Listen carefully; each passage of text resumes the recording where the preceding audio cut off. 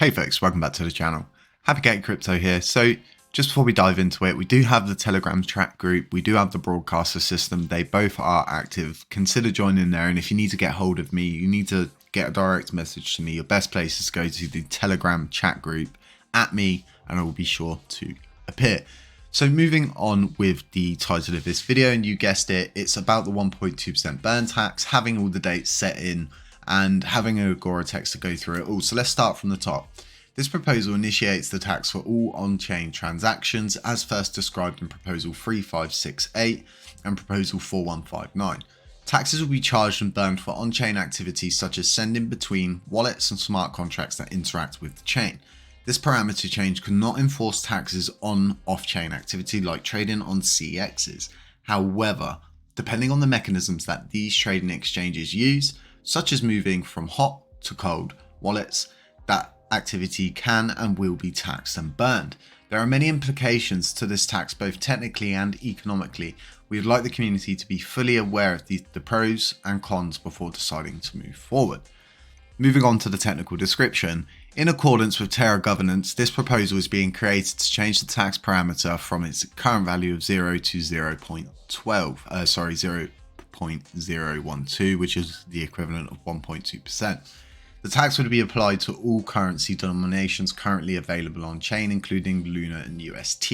So that means all the coins on the Terra Classic platform or blockchain, so to speak, will get this tax burn on them. So this won't just benefit Luna and UST, it will benefit the whole broader ecosystem of the blockchain. So the proposal will set the treasury rate min and rate max parameters to 0.012 to set the effective tax rate to 1.2%.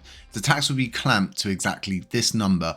The cap on the total tax allowed in USDR units will be set to the number that you can see, or approximately $10 million US dollars. There is no such thing as an unlimited cap, and so this number would cover the necessary taxes for the entire market cap of LUNC transacted in a single transaction. Furthermore, the change rate max will be set to 0.0, preventing the tax rate from changing over epochs, approximately a week or 7.7 days. The reward policy rate min and rate max will be set to 1.0 with the change rate max set to 0.0. The rewards policy specifies how much of this should be burned and how much should be distributed.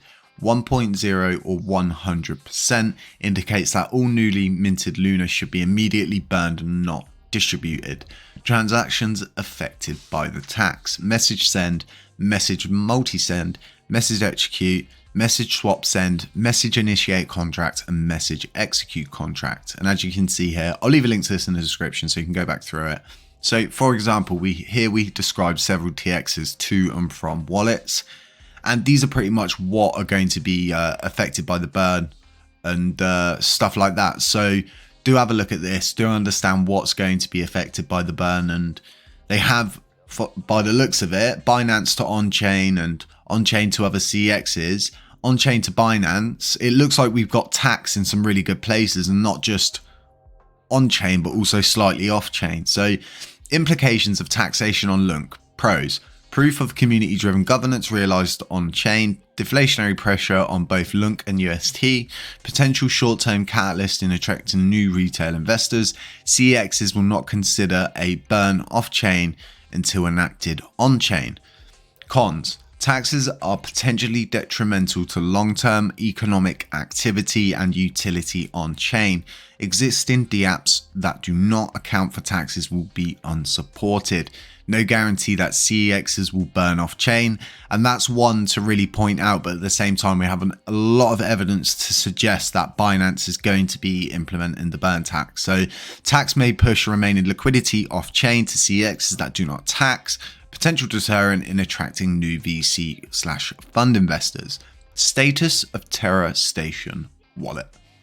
The official Terra Station browser app does not support the tax. This means the transactions that require taxes will fail with too few fees. Terra Rebels have coded the necessary changes to the wallet's website and apps and will issue a pull request to the Terra Money GitHub.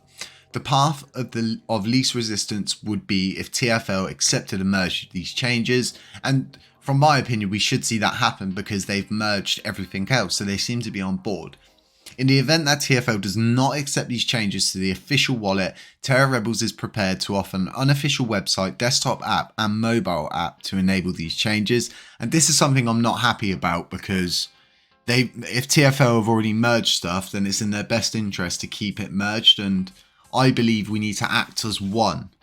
And the Terra Station's been built very professionally. Just my opinion on that situation. I don't believe that we should all be using a unofficial site, app and system. And if you don't know this, Terra Rebels Discord was hacked because of a bot they created. So this in itself already worries me to see that an unofficial website, desktop app and mobile app is prepared.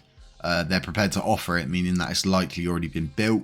TFL should definitely merge these changes, but moving forward, as you can see here, we got the pull requests for the TFL merge. So status of critical D apps. Pros: TerraSwap and Astroport have committed to supporting the tax. All restaking apps should work as expected. Delegation does not incur tax.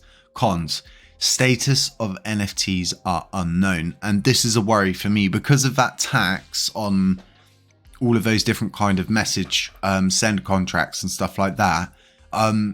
LUNAPunk's NFT system works on this, so that means everything you do to do with LUNAPunks will be taxed, including your rewards, which totally sucks. But yeah, because the way the rewards are dished out for NFTs when staked, they initiate a what contract is it? Hang on. It's a message initiate contract and message execute contract, and then sometimes a swap send as well, depending on what happens. Cons: status of NFT. Anchor and Bridge have already been discontinued, not tax related, and Anchor really does need to go and be removed from Terra Station in my opinion. The timeline. The proposal is open for discussion and will be submitted after discussions are completed. The timing is contingent upon TFL support, and the epoch must pass for the tax rate to be enacted. Each epoch lasts, you don't really need to know that because we've got a ticker on the website for the epochs and how long they last. It's 7.7 days, or the exact amount of blocks they're telling you, but you can always go to the website and find that because we've put that on there for you. So thus the potential epoch target is either 93 block height, 9,037,400, approximately September 13th, parameter proposal submitted September 6th. If TFL accepts and merges our pull request for Terra Station wallet before September 5th, if they do not, our target epoch is the blocks there on around September 20th, with a parameter proposal submitted September 12th. We would release the unofficial desktop and website wallet at this time. The mobile app may or may not be ready at this time. Analysis and efficiency of attacks will be reported and evaluated every 3 months. Now, folks, I want you to really absorb what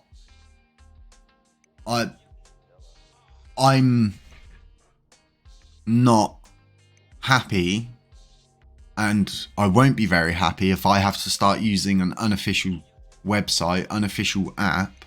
I just, because of the whole Discord hacking, and the person who hacked it, they did it through a bot that was created by someone in the Discord, and this person got into the Discord and they deleted everything. Absolutely everything. And they have put up a kind of like aftermath report, so to speak, and you should go and look at that. I'll try find the link to it, put it in the description for you folks. But I, for one, if TFL hadn't merged already a few times, I would be more accepting of this unofficial website and stuff. But because of the fact that TFL have accepted the initial merge, then Terra Rebels should be more focusing on pushing on TFL to merge the code.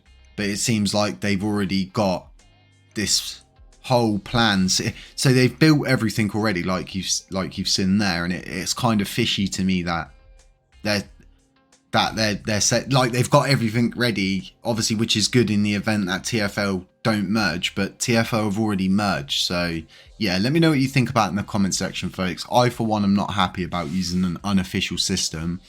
It's a lot of money, and blockchains get hacked all the time. Bad things can happen. It's happened to Bitcoin, it's happened to Ethereum. That's why they've had to merge. And let me know what you think. Stay safe out there. Beware of scammers. Don't trade on emotion, trade on facts. Very important in times like this. And let me know what you think about all of this, folks. And for one thing, we're getting the burn tax. Lots of different places it's going to be put into place, but also lots of issues with NFT projects and dApps that are currently on the chain. So do have a read, do absorb what's going on and what it means to go off and use an unofficial app. I'm worried there's not enough, we haven't had enough time to digest this application and this unofficial system. So yeah, catch you in the next one.